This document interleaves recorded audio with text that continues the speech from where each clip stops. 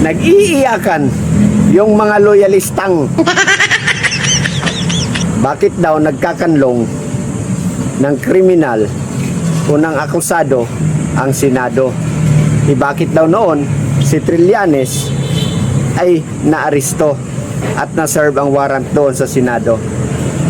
Kung hindi ba naman talaga kayo mga iwan ko, ang kaso ni Trillanes at ni De Lima magkaiba sa kaso ni Bato.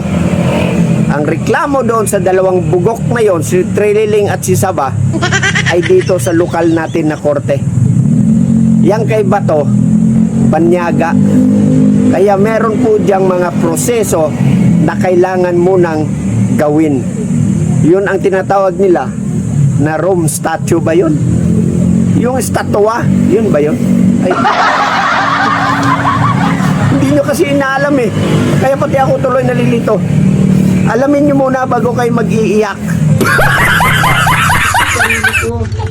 Huwag kang gamol.